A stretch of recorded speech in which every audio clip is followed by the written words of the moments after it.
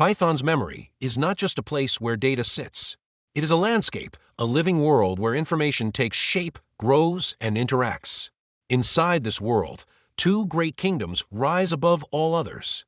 Two structures that define how Python thinks, how it organizes reality, and how it gives meaning to the data we create. The first kingdom is a line.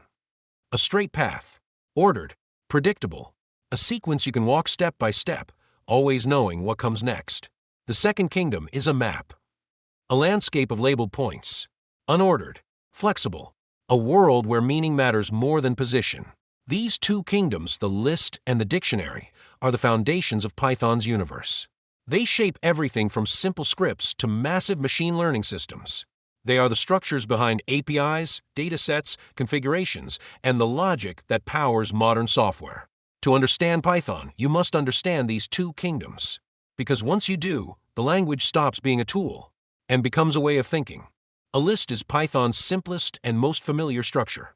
It is a sequence, a chain of objects arranged in a line, each one following the next. This is more than just a container. It is a timeline, a conveyor belt, a structure built around order. Every item has a position, a place in the sequence, a moment in time. Lists are perfect for anything that naturally unfolds step by step. Frames in a video, steps in a recipe, events in a log, points in a dataset, tasks in a workflow. When you use a list, you're saying, these things belong together, and the order matters. Lists are dynamic. They grow as your ideas grow. They shrink when your program changes direction. They rearrange themselves as your logic evolves. A list is not just a container. It is a living sequence, always ready to adapt. To navigate a list, Python uses indexes, coordinates along the line. Index 0, Index 1, Index 2. These numbers are not arbitrary. They are the GPS coordinates of the sequence. When you write numbers index 0, you're not just retrieving a value. You're pointing to a precise location in the timeline. You're saying, show me the first thing in this story. Indexing gives you control. It lets you jump to any point instantly. It lets you slice the sequence, rearrange it, or extract meaning from it. This is how Python walks the kingdom of lists.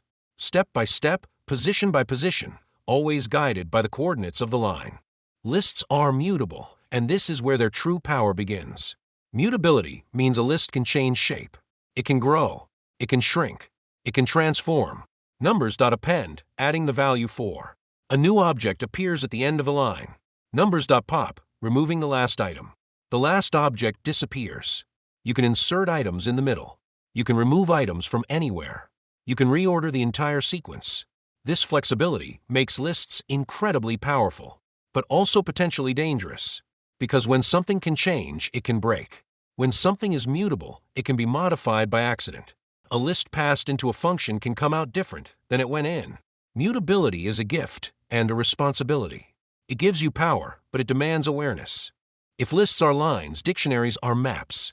A dictionary is not about order. It is about meaning. Each key is a label.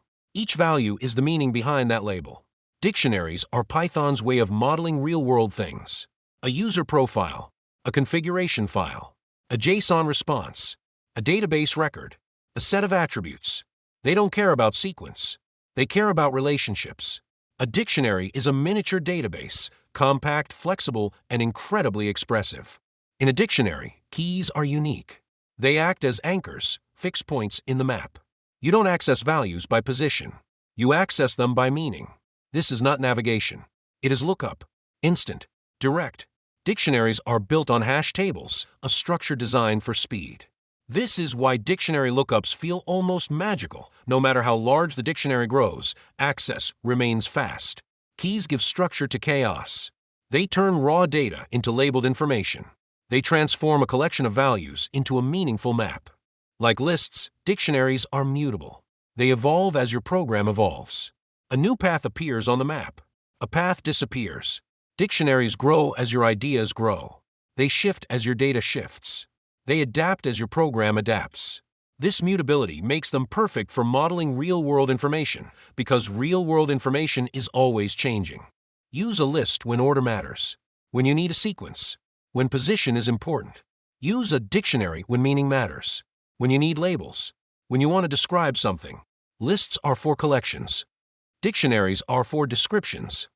Together, they form the backbone of Python's data world. They are the two shapes Python uses to model reality. Lists and dictionaries appear everywhere. In APIs, machine learning, web development, automation, and data science. They are the two kingdoms that hold your program together. The two structures that shape how Python thinks. Once you understand them, you understand the architecture of Python itself. How it organizes information, how it builds meaning, and how it turns ideas into code. These are not just data structures.